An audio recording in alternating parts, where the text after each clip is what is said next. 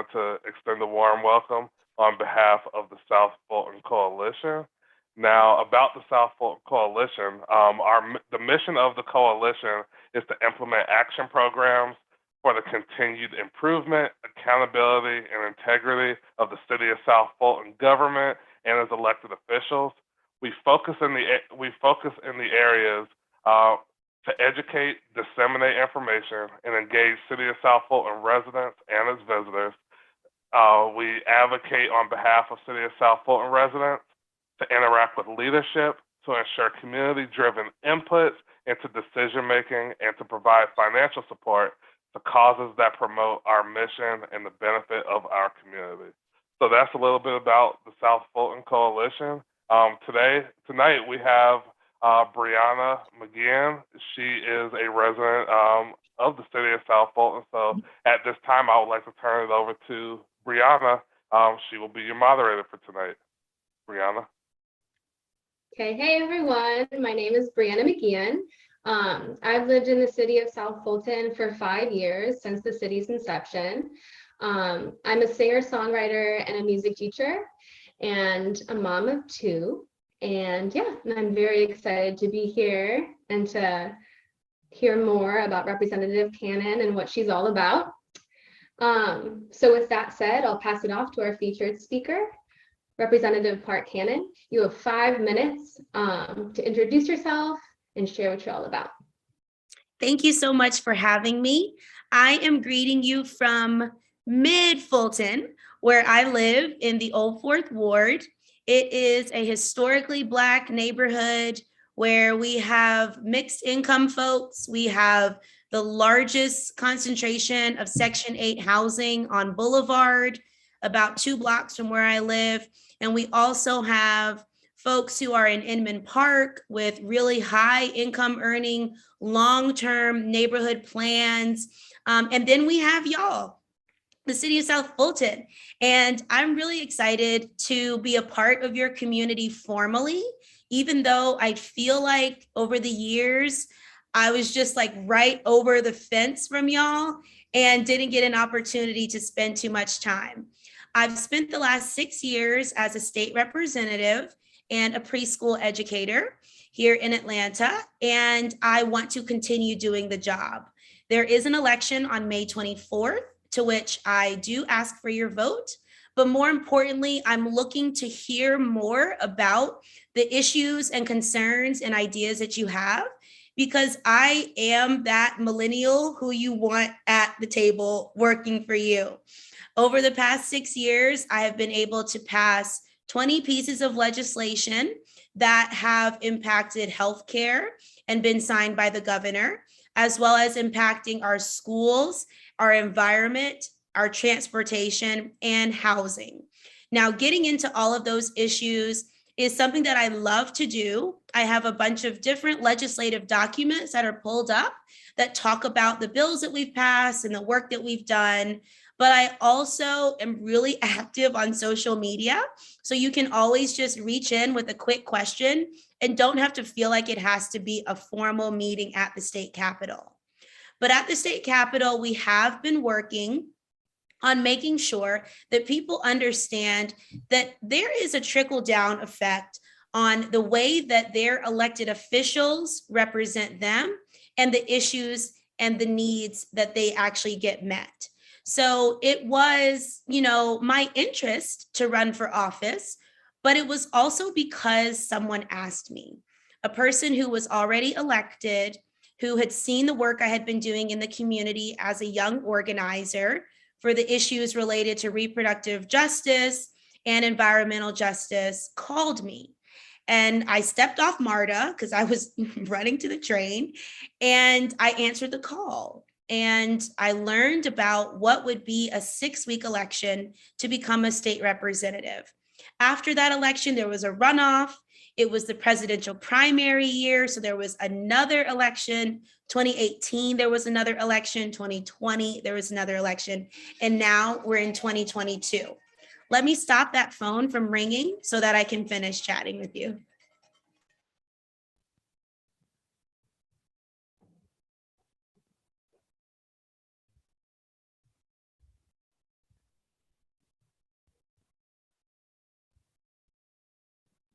Thank you for that. I'm sure I probably have about 30 seconds left.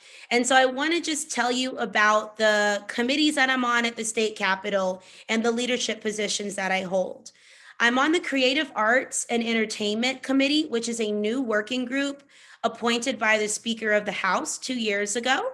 It has created for us to provide the Black Music and Entertainment Walk of Fame in our district and a host of other exciting entertainment issues.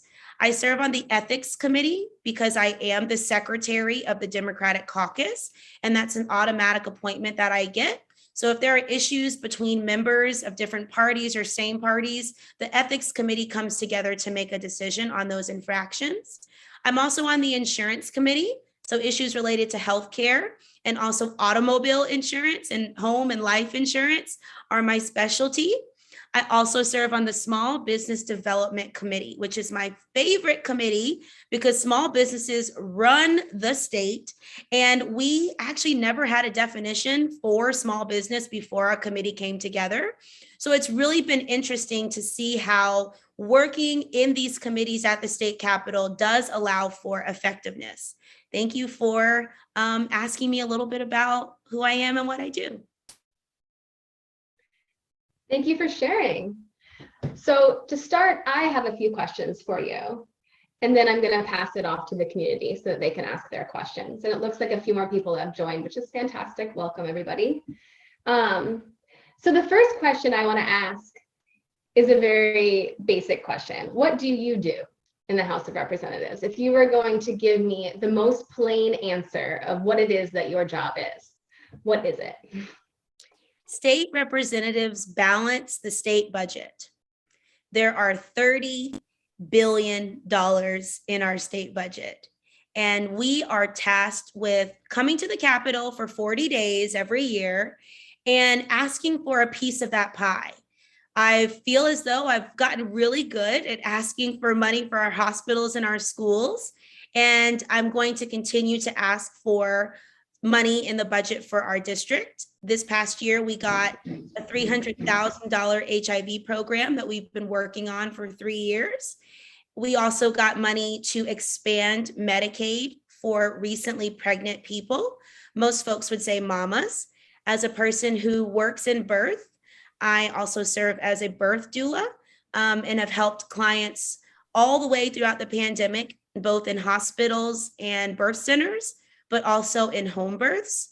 I think it's really important that we continue to bring our language forward and really talk about how people can become pregnant regardless of their gender identity, and understanding that our state has a stake in making sure that the disparities relating to pregnant people who are Black or brown that are exorbitantly higher in deaths, that it is really on the state's hands. So we continue to ask for money to remedy the issues that we see in our district. Awesome. All right. So my next question is, we were all wondering, what are the boundaries of your district? If you could explain to us, for instance, I'm in District 7. So I don't think I am in your district, but we just are, we don't have clarity exactly on what is District 58. District 58 was recently redistricted in November of 2021 to go further west than it currently did. So most folks knew that it used to be Midtown, downtown, and Southwest Atlanta, all within the city of Atlanta. It literally stopped at the Kroger on Cascade and did not cross over 285. Now the district crosses over 285 because it is more of a Western district after redistricting. And so as it crosses 285 at Cascade, you hit Fairburn Road, and then you can go left or right, really. And it gets a I guess you would call it like a little cube of your city that is mostly nestled in the city council district that is currently represented by Catherine Rawell, who has been a mentor to me over the years before I was elected and before she was elected. We were both working at the Bedford Pines Section 8 housing together. And we were doing work to figure out what were the needs of pregnant people or recently pregnant people in that Section 8 housing. So I'm really excited. Like I said, I'm like beaming to represent this area and want to continue to knock doors so that I can continue to get to know the district door by door as well. Okay, cool. I'm going to go ahead and ask one more question that's a bit more personal. It's something that I'm very curious about, and then I will pass it off to the community. So in Georgia, we don't have a lot of renewable energy at the moment. And I am wondering what you will do as our representative to move towards renewable energy and to move away from the fossil fuels industry. And, give access, I guess, to Georgians that don't have a lot of resources to things like solar panels. Yes, this is one of my favorite issues. I'll start by saying we are hosting the National Caucus of Environmental Legislators here in Atlanta on May 20th and 21st. I have served as the National Caucus of Environmental Legislators Georgia lead for the past 2 years. And so a lot of the legislation that you see going to the Energy Committee at the state capitol or the Telecommunications Committee, because they are kind of together, and the Natural Resources Committee has come from the work that we have been doing as a national caucus. Now, when we drill down on the issues, we can talk about a bunch of them. We can bring the federal government conversation into play with the Better Business Act and how there are these ideas that it will create access for our communities to have solar panels and more clean water. But I really think that this is more of a state and local issue. So we've been digging our teeth in. The first thing that we have asked to do is to reverse course on Plant Vogtle. We have spent so much money as a legislature on Plant Vogtle to get it up and running. It is a nuclear power plant in South Georgia, but we have also passed the buck on to the ratepayer. So each of us, when you look at your power bill, you will see that there is actually a line for Plant Vogtle and it keeps going up. So we just put in a resolution right before session was over to urge the Public Service Commission to revert course on that. I'm going to throw it in the chat here and then y'all can look at it later.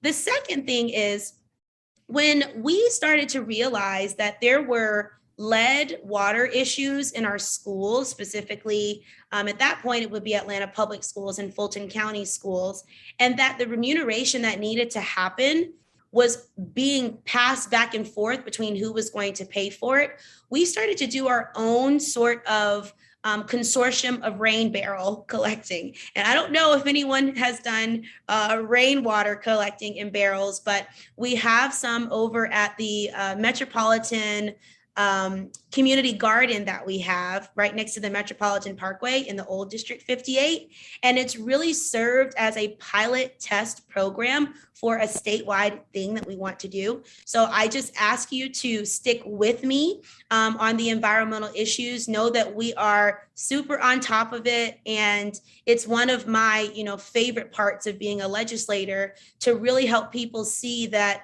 state legislators do too impact the way that we move forward in a green society. We just got to make the transition.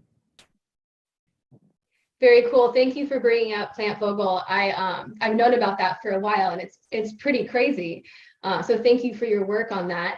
I'm going to pass it off to the community now, who has a question for Representative Cannon. Thank you for being here, Representative Cannon. I have a question regarding the City of South Fulton's charter. So, should you be reelected, one of the things that you're going to be asked to do is select a resident from the city of South Fulton to take part in the city's charter change commission. So have you given any thought to what you would expect to see out of this person that you would nominate to be on this commission, or what are some of the things you're going to look for in this particular individual? And the second part to the question is, do you believe that the city of South Fulton has the correct structure? Currently, we have a weak mayor, strong council. Should we maintain that current structure, or is there an appetite to change it? Thank you for the questions. Both questions, I think, are something that it's important for me to get a little bit more acclimated into the city before I can answer.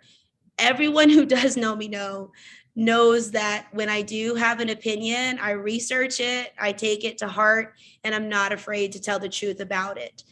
So I would be open to hearing, recommendations of who should be, a part of this charter conversation. I will say during this redistricting process, I have gotten more astute to understanding really what happens behind the doors of redistricting and how the charters actually sometimes help or hurt the districts that they are set out to serve. So I look forward to, figuring out what the delegation thinks is right, and then also creating my own opinion on that in consulting with, the mayors and the council members. It is only right for me to hear them out first before making my own decisions on that. I just absolutely would respect someone who would do that, in my own area, and hope that people can understand why, because it is such a new city and because there have been, so many different changes over the years, that y'all know best, not me, until I start to dig down into the details on it. What I can speak to, though, is hiring people, making sure that people are a part of a diverse coalition and that people are there to work. I have always talked about the importance of calling into question the diversity of the staff of government officials. I'm proud to be the second person to have a transgender person on my staff at the state capitol, and have really been illuminating issues that come up there when people before thought it was okay and a joke to misgender people. I've also been one of the first 5 legislators to have staff that do not only speak English. We have 5 languages represented in our office. I've got 2 of them, well, 3. I speak English, Spanish, and Portuguese fluently. And so really trying to build out a team is one of my favorite things to do.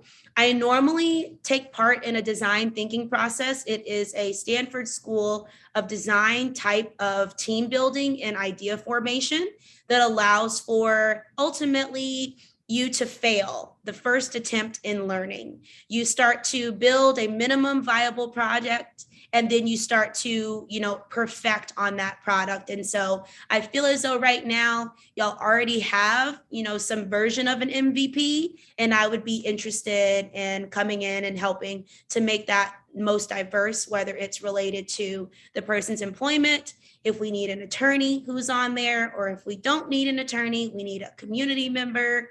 I think that there's plenty of time and space for me to be a part of that.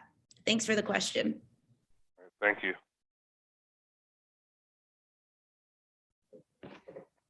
All right, who's next?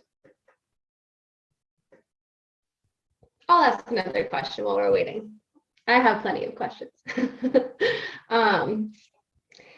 So in terms of criminal justice reform, that's something that I feel very passionately about. Our bail system is criminal in and of itself. What will you do to change the bail system to help those that are innocent and imprisoned, to help root out the racism that is inherent in our criminal justice system, so that we can see real change in Georgia? I love it. So we actually had an issue come up over the past 3 years because the city of Atlanta and Fulton County moved forward with making sure that people have access to being released from jail without having to pay exorbitant percentages of their yearly income or more than their yearly income. And because we did that, the parties that are in power at the state capitol started pushing legislation that would restrict what type of offenses would be able to be handled without high bail fees. We fought it until literally sine die, the last day of legislative session. And I am proud to say we killed the bill. The bill did not pass. We had a number of attorneys, legislators, advocates at the Southern Center for Human Rights, the Georgia Innocence Project, like all of these amazing groups come together and help bolster our opinions against it, but we were ready to go to the floor. I will also address the fact that many of you may know that I was unlawfully arrested last year.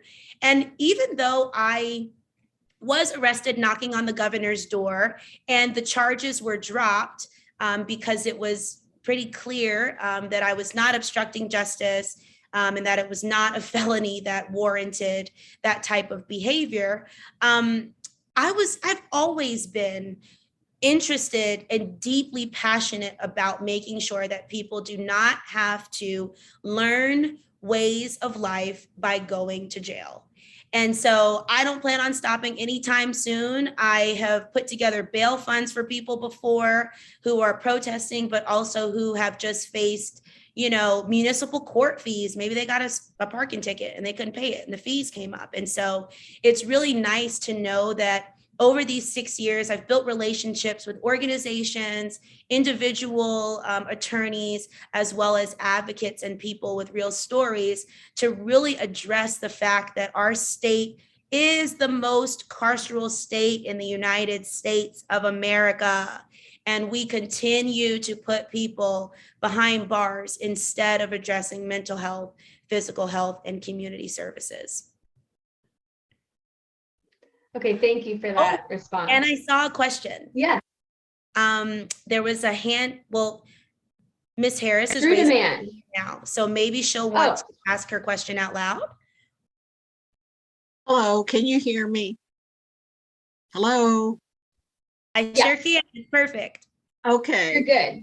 I have two questions. The first question is, what will hospitals look like for in the city of South Fulton in the future? And number two, are you familiar with the Sterigenics facility on Boat Rock and Fulton Industrial and its impact on the environment?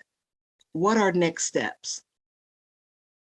Thank you for the questions. So recently I did hear that Wellstar announced something that was very devastating to the South Fulton community, which is that they would only be moving to an urgent care model and not having an emergency room for people to access. So I called them and I talked to them. Wellstar has been working with me over the years, and we have a lot of positive working relationships. So I'm looking forward to continuing that conversation with them. They have already heard from me very clearly that I feel passionately about not taking away people's access to healthcare in a state that already does not fund healthcare and uses jails as ways to give people access to healthcare. So as the conversation continues to develop, I'm excited to be forthcoming about that and let people know that I completely have disagreed with their decision to move to an urgent care model. I am looking at the numbers though, and I am trying to find out a solution so that we can not have to go too much further, even though they are already announcing this and moving forward with it, to see what the state can do. Are there any other options in terms of other hospitals, such as Grady or Northside? I noticed there's a new, a smaller hospital being built on right off of 285 and Atlanta South Atlanta Road. Is it possible to go to another hospital, or Grady is more like a training type situation? Would you consider talking with them to see if they have an interest? I've had positive working relationships with Grady as well as Emory over the years. I would be happy to have that conversation.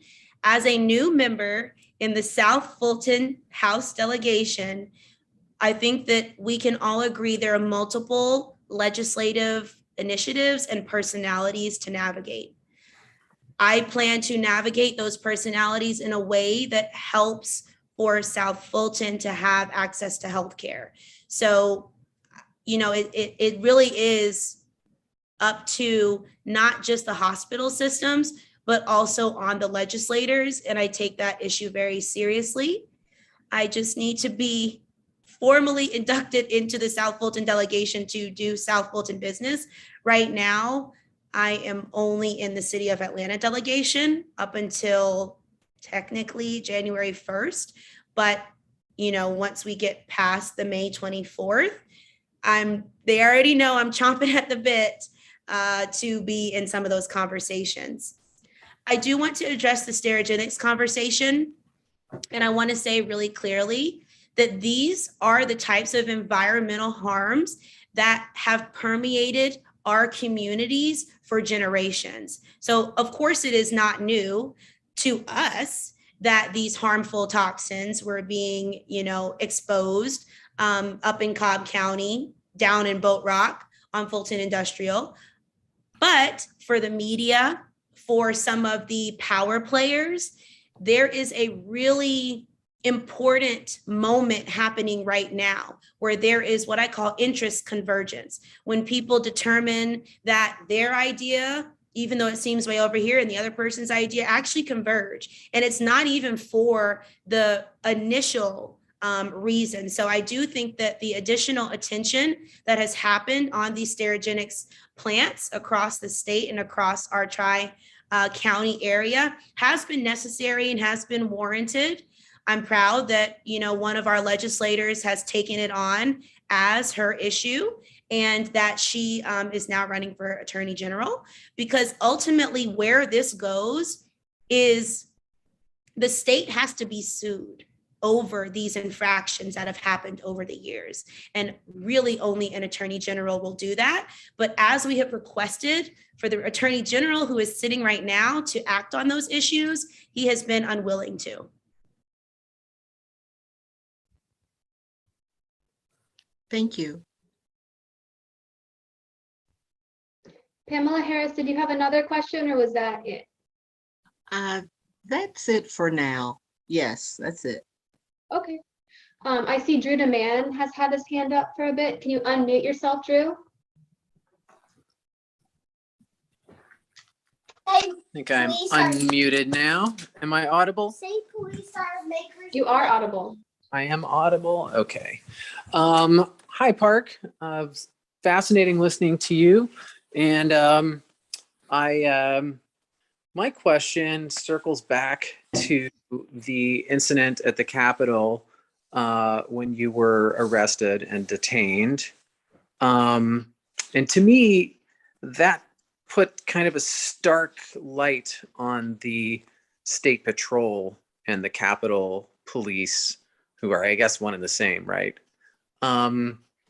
Just in terms of them being on a political side. And I think that one of the things that we're used to in America as a conception of the police, or a perception of the police, as being apolitical. And to me, it was a probably unintended signal, but a signal nonetheless, that that particular police entity has a particular political alignment. And, you know, without, I guess, putting you on the spot politically, so to speak, do you have any thoughts about what that incident says about the nature of the State Patrol when it comes to restricting voting rights? Thank you for the question. Hey to the little one who's in the back. The pre-K educator in me cannot not say hey.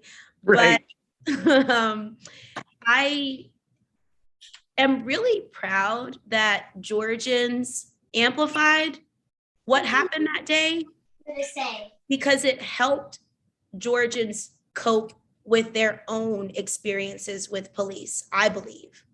I believe that it validated some of the unlawful arrests that have happened in Fulton County by state patrol members, state troopers who don't live anywhere near here, but drive 3 hours and spend that whole time on their way here trying to figure out who's doing what wrong. I truly want police to serve communities. I'm proud to be a servant leader who does not make a lot of money, and police are basically in a similar frame. They are public servants who do deserve more pay and do deserve more support, but they also need more training. And so that incident, absolutely, I mean, my attorneys would love to talk, to you more about this, and we're not done yet either. This is the second big case of the state troopers arresting state legislators who both happen to be Black women. Before it was now United States Representative Nikema Williams, who was unlawfully dragged away with a number of other South Fulton folks, Fulton County people, to the jail. And, this time it was me. And so we have really seen, I would say, through the policymaking piece, the way that things are staggered absolutely tell the story. I'll finish by saying when Rayshard Brooks was killed at the Wendy's in 2020 in the summer, we had his funeral, and we had it at my home church, which is the historic Ebenezer Baptist Church. You will hear, Tyler Perry helped pay for it and T.I. helped pay for it, but Rayshard has 3 little girls, and we just welcomed a little boy into the family this past year. For that family, understanding that it wasn't technically a state trooper who ended his life, but a lot of the same types of trainings that state troopers hadn't had, he hadn't had. The same types of communities and events and social clubs that he attends, they attend too. So it really has helped us to draw a line in between police brutality issues across the state. When Ahmaud was killed, it helped us draw lines all the way from Brunswick and Glenn County back up to Fulton and Atlanta in the state capital. So I hope that there is a bit of hopefulness that people see that the same experiences they might have felt that they didn't have legal representation for, or a whole world watching, trying to get them out of jail, that they know that they have someone in me who will always continue to push back on the state troopers because of what we know, which is that the Federal Bureau of Investigations gave us a report in 2010, again in 2014, that said that the Ku Klux Klan has and is still currently infiltrating the Georgia State Patrol.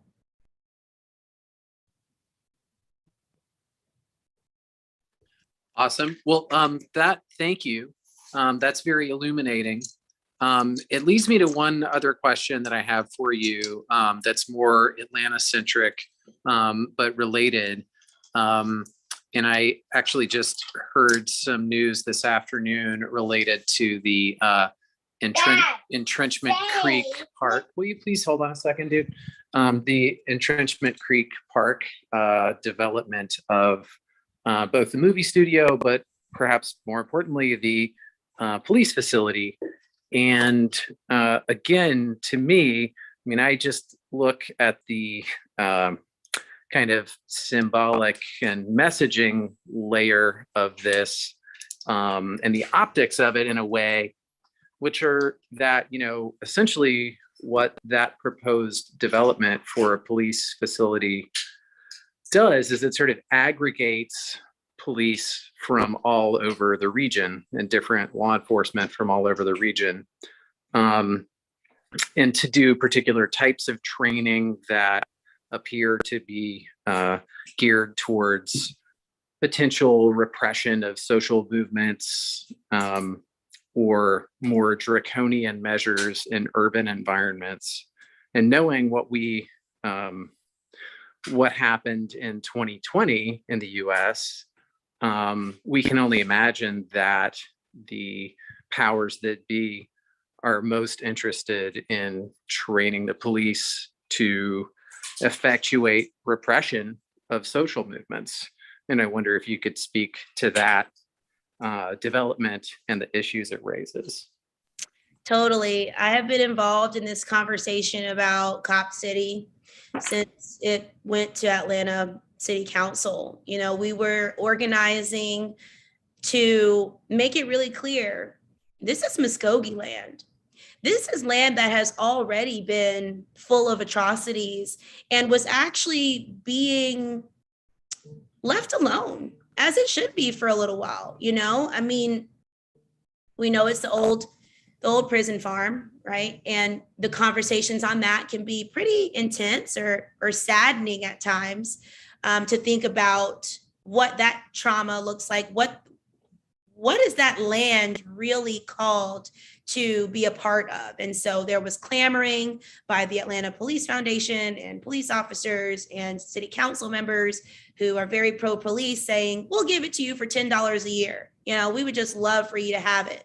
And for them, it feels like, oh, we've got it back. Like, and we're going to make some promises about the programs that we'll run and how we'll do bias training and how we'll do de-escalation. And I want all of that. I want all of those pieces and those programs to be there. But my deep concern mostly lies where many of the community activists issues lie, which is really that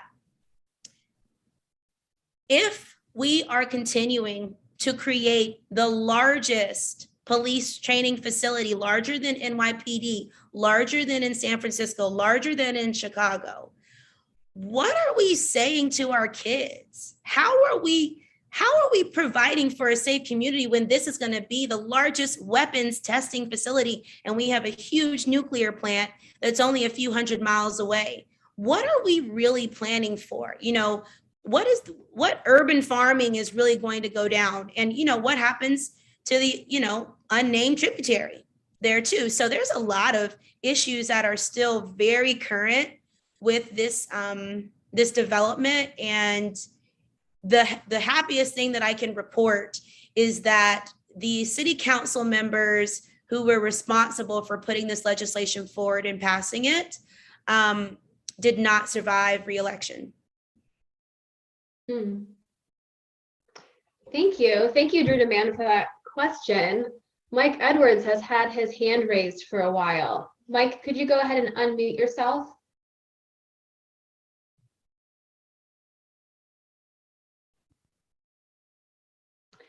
Mike Edwards, are you ready to ask your question?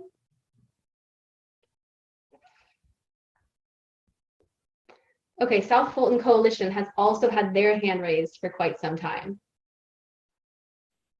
Okay, and I'm sure Mike will come off mute in a little while. Okay. Hello, Park. My name is Ron Booth, and I have a quick comment and then a question. I watched your unjust arrest, and I was personally upset about it. I'm happy to see how smart and well-informed you are, and to see that you're a real level and balanced person, which tells me even more how wrong that arrest was. I just want you to know that. My question for you is this. Today, Governor Kemp signed House Bill 1084. It's also known as Protect Students First Act. I would like to get your thoughts on this bill. Oh yeah, 9:30 this morning, my phone was ringing. They sent out the media release yesterday evening that said that the governor would be signing about 6 different education bills. 5 of those, the House Democratic Caucus completely disagreed with. House Bill 1084, the divisive concepts bill that all of a sudden got a quick little amendment at the end to target certain types of students in sports. Yeah, it hits really deeply. I think I've said a few times on here how being an educator has really impacted my legislative experience. I'm very like, let me think about this. Let's put a team. Let's be inclusive. Let's take our time. Let's study it. Let's appropriate it. Let's work on this. This bill, it was always rhetoric. And the main rhetoric that I focused in on when I went to the well to speak against it, there's only a few members who can go to the well on any issue, big issues, they debate them back and forth. And so this bill was actually a whole nother bill number before. And so when we debated that bill, my speech focused on the lines that talk about psychological distress. They basically are saying that if students are taught about racism and they start to feel psychological distress, it's on the educator, and it's the educator's issue. And that educator can face sanctions, losing their license, suspension, all of these punitive measures. When in fact, that's when the conversation happens. We all know what it's like to have been on a field trip one day to a museum and you see a thing and you're like, whoa, that's interesting. You don't have the perfect question to ask your educator. It's your educator. You just ask them. You might say, why did Black people feel that way? Or why were they doing that to Black people?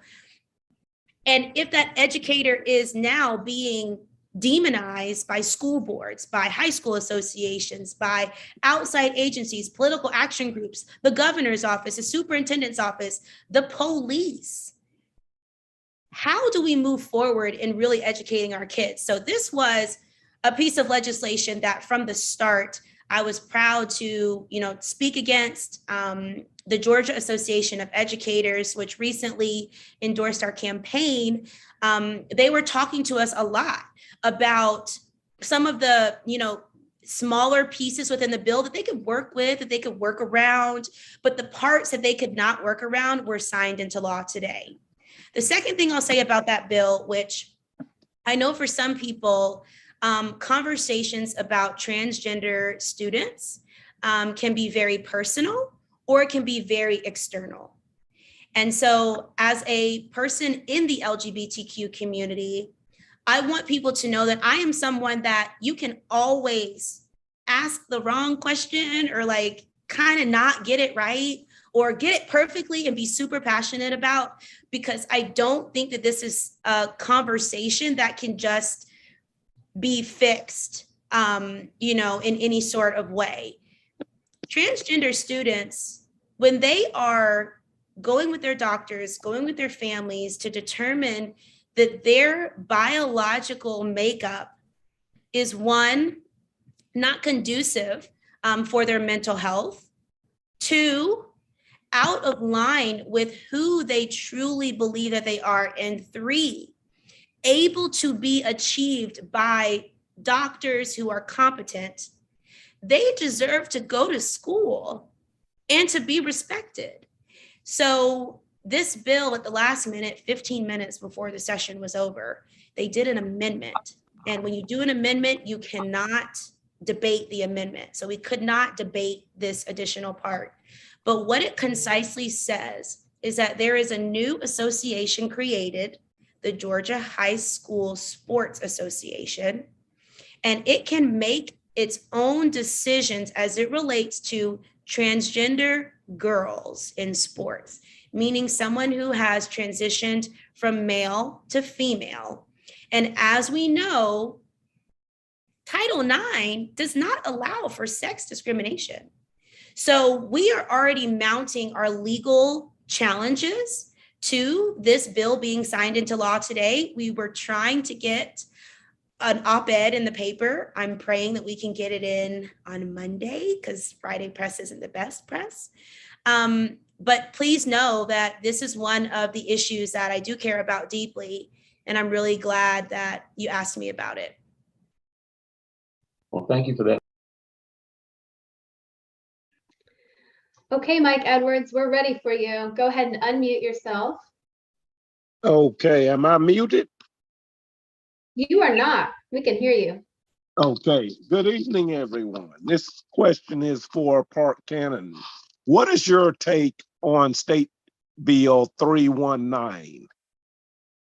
and that is the unpermitted concealed carry in the state of Georgia that Kemp signed into law a few weeks back. I am deeply opposed. I stood with the caucus when we took our position against the bill. I'll never forget that day. We have all these different bills that are coming before us, and some are long and some are short.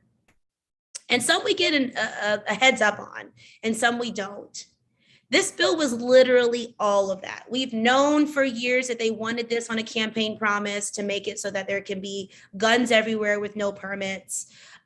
We also knew that there was like two legal arguments. One argument, which is that, well, if you believe in the Second Amendment and you take it to court over your probate court judge saying that you didn't have a permit, you might win in a state of Georgia, in a state like Georgia. They might say, yeah, you just, we're following the Georgia Constitution. But then there's also the argument that says the GOP has been really concerned, and a lot of Democrats too, as we should, about rising crime. And so how do you then say that you're just going to allow guns everywhere that can't be traced?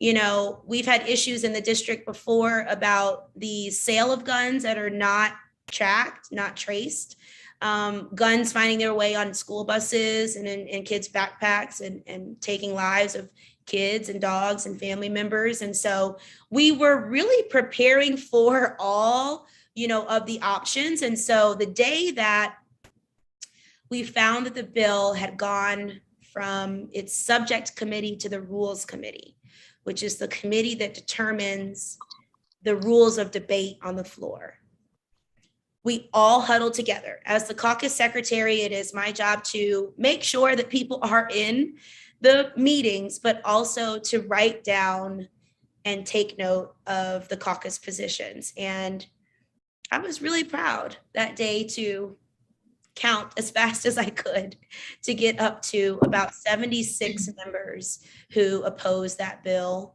And I want to just end by saying,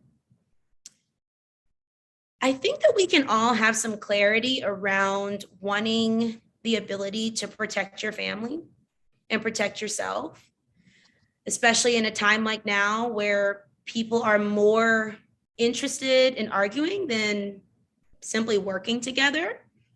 But this bill goes way too far. So I am in support of people having licenses to carry and for the probate court judges to remain the distributors of those licenses. Great.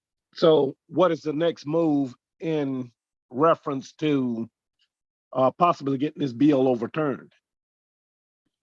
Thank you. So we have been working with two groups, one that's national and one that's local, to really talk about what is the harm of this bill and how we can actually involve police officers in tracking how many untraceable guns that we find in our communities. So the next conversations that I see are back to the table with the same sheriffs who, honestly, at a certain point, they threw their hands up in an election year. And it was devastating to see that happen and to see the lobbying firms allow for that to happen. But there are some corporations that are deeply upset by this, and I believe that they will be the ones leading the conversations with the police officers.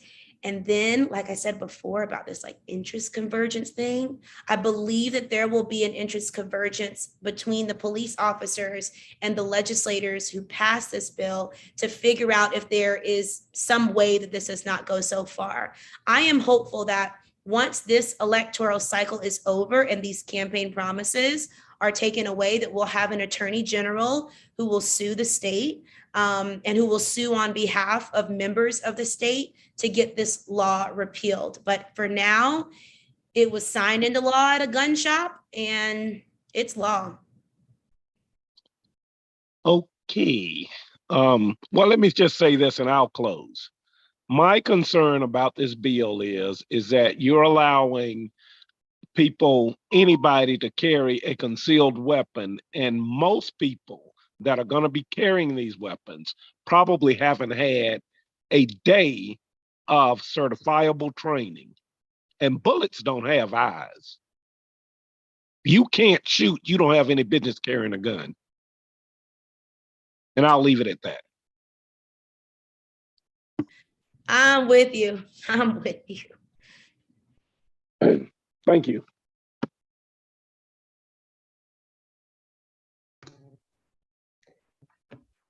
So we are nearing the end of our time. I do have one more question that's come up in all of our conversations.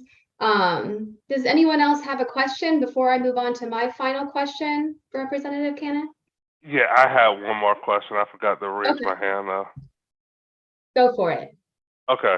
So on social media, there have been some rumors that at the state capitol, there was discussion among Republicans about examining the charter of the city of South Fulton, whether it needs to be revoked or not.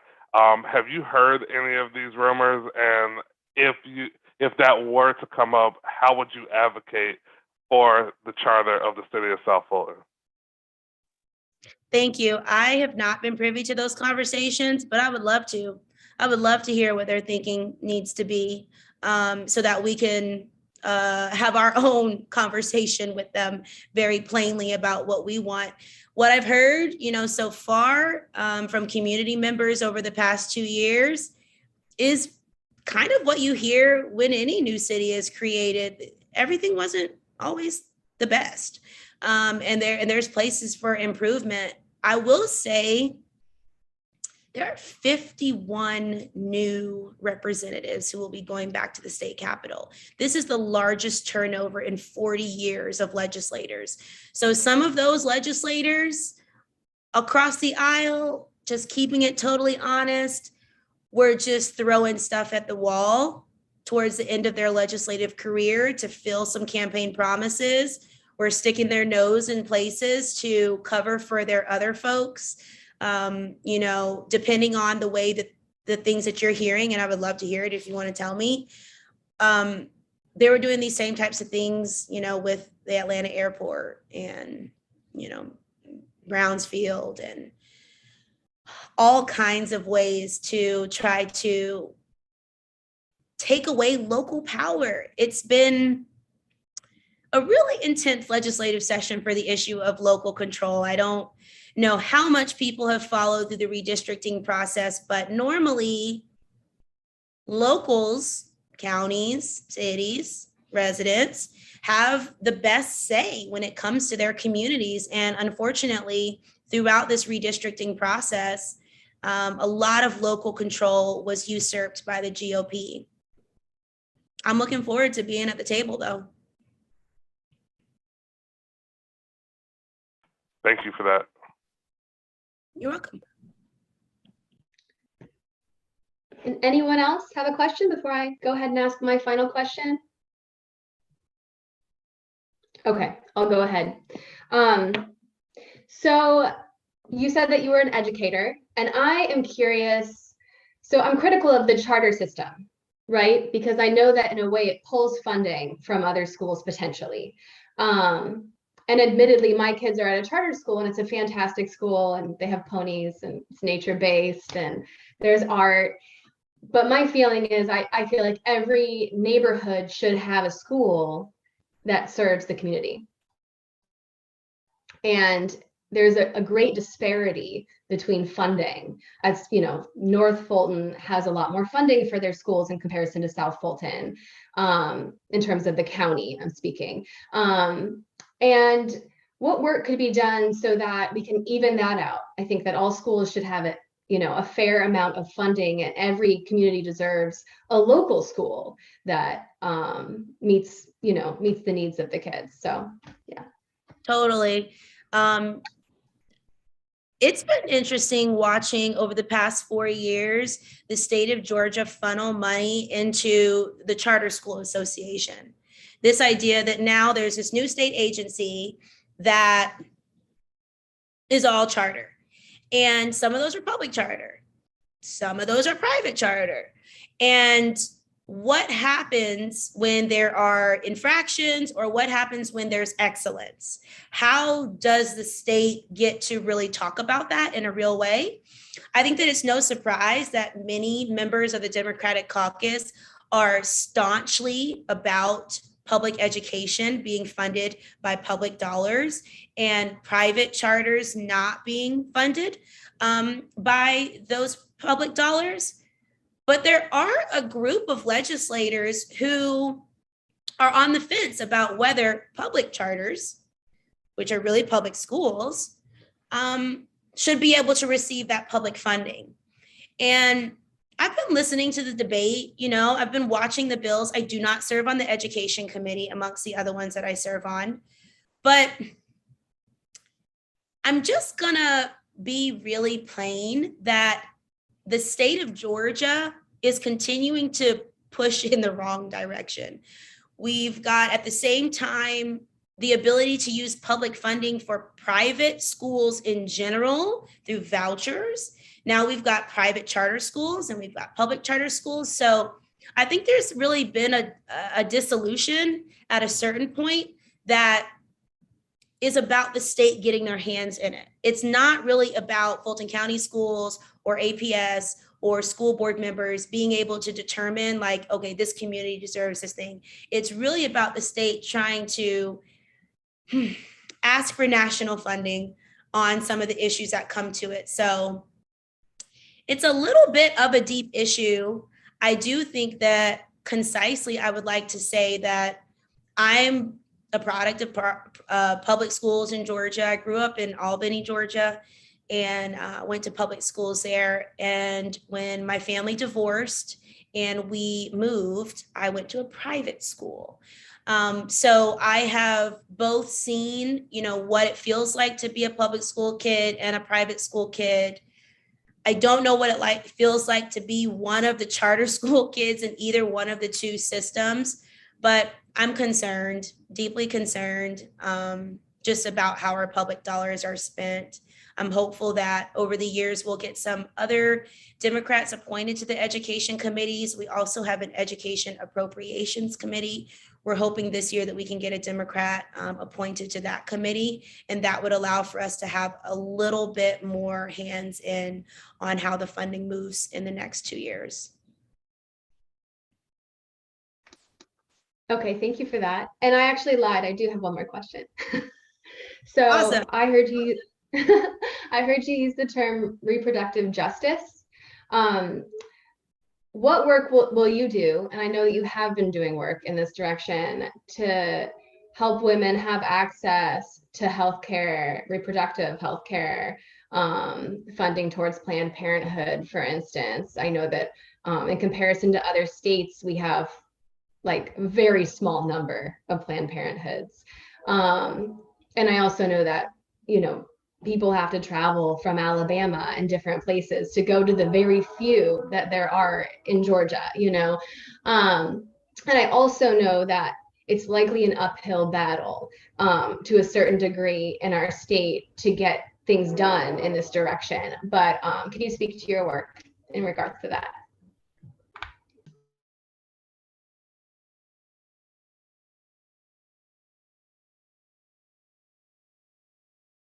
You're still muted.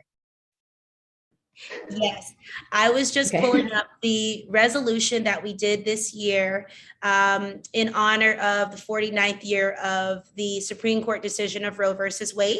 We wanted to get 49 legislators to sign on to this idea of reproductive justice. And I'll put the link in the chat shortly as soon as I finish speaking. Reproductive justice is the convergence between reproductive rights, meaning that you have technically laws on the books that allow for pap smears and things like that. And then reproductive health. You have doctors and providers and birth workers and midwives, the people who actually do the work. But when you have these two pieces, if you don't factor in the justice part, meaning the transportation to get to the clinic, or the domestic violence that's going on in the home, or childcare for the kid, when that procedure is happening, you're not getting a full perspective on people's lives, and you're not setting people up to thrive. In fact, you're setting people up to depend on systems and get frustrated and possibly miss deadlines that are arbitrary and not based on science. So this year we did go ahead and introduce that resolution. I have continued to advocate staunchly and have been endorsed by Emily's List, Planned Parenthood Southeast, NARAL America, as well as NARAL Georgia, because I got my start working at a clinic. I was 23 and working at the Feminist Women's Health Center of Atlanta when I started to realize that I wanted to see my lawmaker and I wanted to bring people to the state capitol to tell their reproductive justice stories. And that's how I got connected, like I told you before, to the legislator who ended up calling me and asking me to run for her seat when she resigned. Reproductive justice is almost everything to me. I serve on the board of Sister Song, which is the National Women of Color Reproductive Justice Collective. We were created back in 1991 when there were a group of Black and Brown women at a UN conference, and everything was being talked about except for justice as it relates to health and rights. So the good old Representative Abel Mabel Thomas, who many of you may know, at that point, she was not in the House, but she was running for city council. She did a bunch of different positions. She called the table together and they came up with the term reproductive justice. And so it has been an honor to serve with representatives like Abel Mabel on the floor of the House to advocate for the things that we need, which right now it's really been pushing back against the 6-week ban. We were the plaintiff against Governor Kemp. So the lawsuit is Sister Song versus Kemp. And at that point, I served as the chair of the board. So have been deeply involved in trying to protect reproductive justice. But as we go forward, we've always been forward thinking about what we see we need next. So last year, we had the state legislator give up to 6 months of postpartum care for Medicaid. And this year we got them to put the money in the budget for it to be 1 full year. That doesn't start till July 1st.